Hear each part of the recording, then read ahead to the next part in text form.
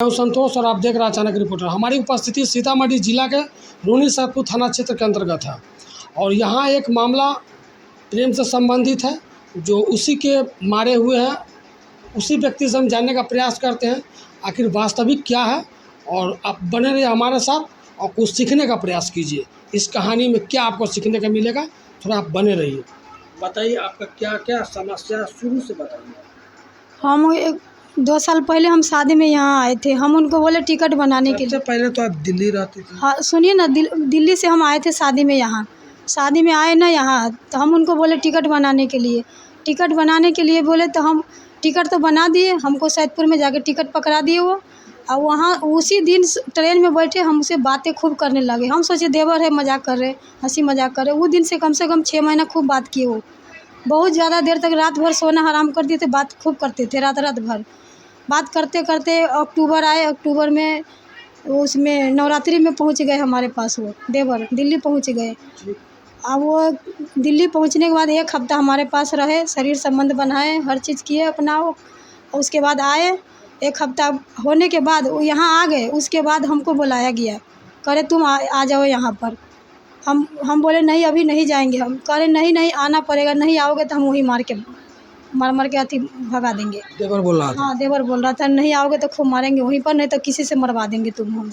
हाँ ऐसे ऐसे के धमकी दिया गया हमको। तब हम आए यहाँ पर। टिकट वो खुद भेजे थे बना के हमको। टिकट बनाए आ गए। हम यहाँ पर रहते थे साल भर, खूब अच्छा से रहे। मतलब हर काम करके देते थे हमारा। वो काम करके देने लगे तो उनके मम्मी को पता चल गई। उनके मम्मी एक दिन सीधे रहने लगे या शादी किए उससे? नहीं, पहले रहते थे ऐसे ही। हाँ ऐसे ही रहते थे। ऐसे रहते थे, काम करके देने लगे। काम करते करते मतलब उनके मम्मी के पता चली तो हम गमा खूब करने लगे। तो वो बोले कि एक कागज़ बनवा लेते हैं। हमारे देवर बोले कागज़ बनवा लेते और उसके बाद मम्मी नहीं बोलेगी। तो हम गए दोनों मुजफ्फरपुर, कोर्ट से शादी करके आ गए। हाँ कोर्ट से शादी किए, मंदिर में भी किए शादी, घर में भी किए। घर में आता जाता था हमारे वो, तो घर में भी किए। घर में करने के बाद उसके बाद पता चली पूरा हम गमा हो गया। हम बोले कि हम शादी कर रखे, तो पूरा हम गमा होने लगे। फिर यहाँ से बोले कि सब लोग जाओ, जहाँ शादी किए वहाँ जाओ। सब ने बोला, हम गए वहाँ पर तो हमको मारपीट के भगा दिए। हाँ जी। अब बताइए, आप न ये रखना चाहते हैं न वो रखना चाहते, तो हम कहाँ जाएंगे। यहाँ ससुर कहते भाग जाओ घर से, पति बोल रहे क्यों रहिए घर में, चले जाओ यहाँ से। प्रशासन से आपने सहयोग लिया? हाँ जी लिए थे, वहाँ से लिए तो अथी कर दिए। मुखिया सरपंच के पास सब तर गए। मुखिया भी बोले से जाओ वहीं पर रहो, जहाँ कोर्ट से शादी किए वहाँ जाओ, उनके पास रहो। अब वो तो नहीं स्वीकार रहे हैं दूसरे पति, पहले वाले पति आपको स्वीकार रहे हैं?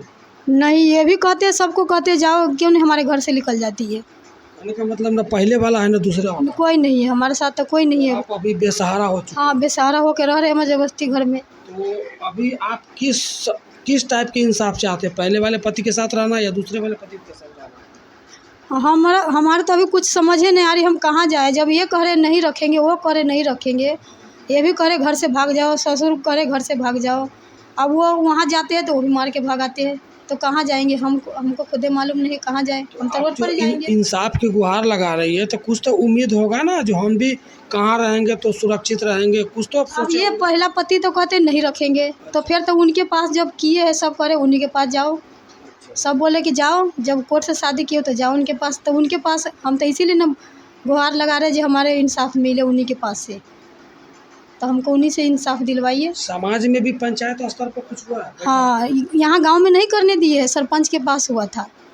उसमें क्या हुआ था फैसला? सरपंच के पास हुआ था, कुछ नहीं हुआ था। हम बोले कि अब जब तक गांव में फैसला नहीं होगा हम कुछ नहीं करेंगे।